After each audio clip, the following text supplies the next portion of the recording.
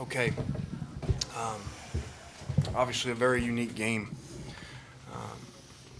It was like we had talked about last night. It felt like a heavyweight. We felt like it would be like a heavyweight championship fight, and there would be huge blows dealt throughout the day.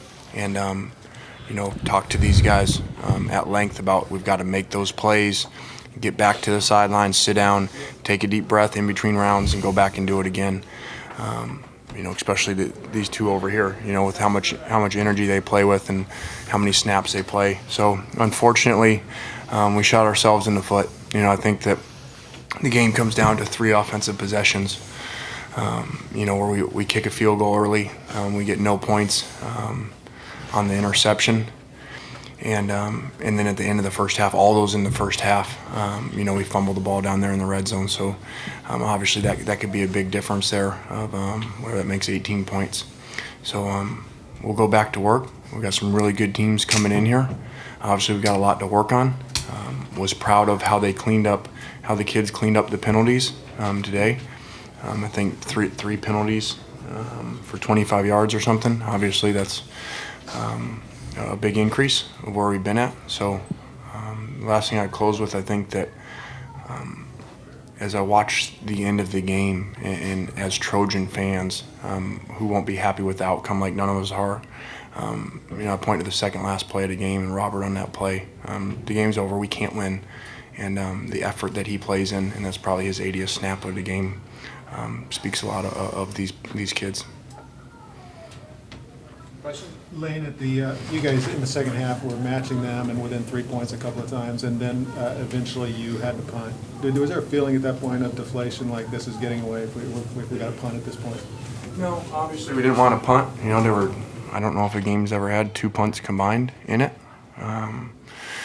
But just kept feeling that we'd make a stop. That he'd throw us the ball again like he did earlier when he threw it to Lamar. And that we'd be, something would happen, whether we'd make a play or they would screw up on offense. And so, no, it wasn't that feeling at all. I thought we were going to win the game all the way until, the last drive there. Were you somewhat surprised how easily they moved the ball on your defense? Sure, I was. Obviously, they've moved the ball like that on a lot of people. I didn't think they would do it on us. And credit to them. A lot of really good players. The back played great today, and the quarterback did not make many mistakes, which is unique for a freshman on the road. You'd think that there'd be more turnovers today. Marquise, can you describe what happened on that interception in the end zone? It's a setup. What? On the interception, describe what took place on that interception. He didn't catch in the end zone. Oh. Great defense. I felt like it was a hold. But Stop with the great defense. You were good there. Oh, all right. Well, ran a route. The player did what he did. I tried to catch the ball. Luckily, he caught it and turned over. That looked like a mugging to me. It really was, but I'm not gonna complain about it. It's cool. I'm not much worried about it. He played great. He was holding. Yes, the ref didn't see it. We just got to continue to play from there. Our main focus from that point on was just continue to go. Lane, you voted your team preseason #1. You have 3 losses now. How much of the onus is on the coaching staff of what's happened here this season? All of it. That's what you do as coaches. For us to have the penalty, we fixed the penalties today. Hopefully that will continue. But for us to have the penalties that we had and the turnovers and the 3 losses, especially the first 2, where we feel like those were ahead of those games and should close those games out. And then today, screwing up. I told the players. We're not pointing fingers here. There's things I could have done better in the game. There was better situations I could have called better plays in. You played back-to-back spread offenses, Lane. Obviously, no one's stopping Oregon in these teams, but schematically, you guys really haven't done well against these offenses. Just talk a little bit about defensively what you need to do and as a philosophical change in the line. Yeah, that's a good question. I think that, if you have back-to-back games like that with over 600 yards, we've got to look at what we're doing, obviously. Somehow we've played 2 games and both teams are over 600 in both games. That's not real sound, and that's not where we want to be. So we've got to figure out. I do not have that answer for you right now, or else I would have tried to fix it during the game. When you look at Oregon both on film going into this game and what they did last year you guys, they did punt several times last year. Why are they executing, or is that, as you said, maybe a schematic issue? Well, I think they're better. I think they're better. Now we've got to play better, obviously, but I think they're better than they were a year ago because the quarterback speed, and now what you're seeing, his efficiency in the passing game, he's playing really well. And so if you're going to play them when you have those opportunities, like when they he made a mistake and threw it to Lamar, we drop it. We beat the left tackle. Wes has a great sack. We've got to find a way to make that a sack cost fumble. You have to make, whenever you play a great team, you've got to make those type of plays in those critical situations because those are game-changing plays, much like the three possessions we talked about on offense. Coach, I know sometimes it's difficult to bring positives out of losses, but I mean, you have to be happy how the offense was able to move the ball up and down the field in a top 5 team. Yeah, I mean, the first thing we point to is the 3 possessions. We should have done a better job, myself and these guys up here. We could have done better. But I do think, obviously, that there was a lot of really good in the offense's performance today because it's not like that's, a team that is in blowouts all the time or high-scoring affairs all the time. That nobody's really moving the ball on them throughout the year. That they're blowing people out by halftime, and you start looking at average per play. They were one of the better teams in the country, and today, they went 8-8 to play. We went 7-7 to play, and over the course of the season, we're probably about dead even as average per play on the offense. So I was proud, obviously, of the production throughout the game outside of those couple series. Coach, can you just talk about? I'm sure you have mentioned this, but you scored 52 points. You expect to win that game. Can you talk about playing against an offense like that? Yeah, that's obviously a unique conversation, to have. But I feel like we should have done better on offense. And so you always got to look at yourself. It could have put us in a better situation at the end of the half. The last series there. So we've got to continue to work hard and do better. And then we can look at ourselves on the turnovers too. The yards. Back-to-back games over 600 yards of offense, and the quarterback. I don't know if he broke his own record again today. And 7 days away from each other, throwing for 460 and 480 or something. And then Marquise probably has 500 yards in the last 2 games.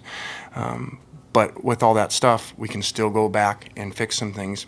We fixed third down efficiency today. We were much better today than we had been. But the turnovers, we still have 3 turnovers. Matt, Coach, did you envision, or was that the plan for Nelson to have as big a role as he had today? Yeah, we really felt that Nelson would have a really big game today. Just because we knew that there was going to be focus on these 2 guys, especially after last week. They had the most yards in the history of a combination of receivers in the history of the school. So they get paid too to coach, and so they're going to come out and try to shut down 9-2. And so we had some things in for Nelson, and he played great. Are you convinced that next time you play these guys that you can't have any empty possessions? That you have to score it every single time? No, I don't think so. You got to stop them. You can't play somebody and think that they're going to score every single time and you're going to score every time. We got to make those. Like we said, there's a couple plays in there that could change the game. And then we're still in the game on the onside kick too. Our guys did a great job of executing that. Matt, how do you put into words being 6-3, coming back for unfinished business, and putting 51 up against Oregon and still losing? I'd say that we still got a lot of football left, and the season is not over, and we got games left, and just got to make the most of those. And you never want 3 losses, in the beginning of November, but at this point in the season, our focus is on Arizona State and Arizona State only. Matt, you could see the frustration, though, on your face on the sidelines throughout the whole game. Can you kind of express the disappointment that you're feeling and maybe where you thought this season was going to go? I don't know about frustration or disappointment. I mean, we knew it was going to be a shootout, and we kind of going to echo Coach Kiffin's words about, I felt like we had to play perfect on offense to score every drive, and those 3 drives that were not productive came back to hurt us. And so I thought our guys put up a valiant effort, especially at the end with how they finished that drive. Robert and all of those guys, we were moving the ball, and ultimately, it wasn't a good enough effort. In retrospect, Matt, do you think you tried to do too much on that play where you evaded the sack and then threw it and had it picked? Probably, in my mind, I thought I was getting it to the outside. I didn't want the ball to get tipped when I turned my shoulders like that. That's kind of like it was a weird release. But it's worse than a pick. So. Matt, from the big picture, did you feel like you've progressed from last year to this year? You've obviously put up huge numbers 2 weeks in a row. You probably have a few more interceptions than you would like. Just from the big picture, do you feel like you've made a jump from last year to this year? In certain ways, yeah, absolutely. In the things that I wanted to, and there's always going to be stuff that I'm, going to have to get better at. And I think we've done a great job of moving the ball since the beginning of the season, which was something we needed to fix, and we have. And just got to do a better job of putting the ball in the end zone. Matt, how do you make sure these guys don't get too down about the losses? You take 24 hours to take it in, just like you would a great win. And you come back, we'll watch the tape on Sunday and come back Tuesday fired up as ever. Do you think Matt, is this about as balanced as this offense has been? I mean, you mixed it up to Randall and Xavier and Silas had some runs. Is this about as balanced as you guys did last year? This game, I don't know. I'm not really where I'm out there. I'm not thinking about keeping it balanced or only throwing to one or two receivers. Sometimes it just happens to be that way.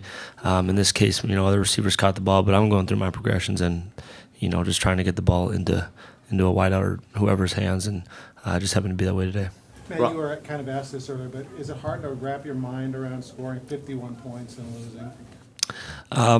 Knowing who you're playing, it kind of puts it in perspective. Oregon's been doing this all year, and so we knew it was going to be a shootout like this. And I think we did leave points on the board, which is what I'm thinking about. Thank you, guys.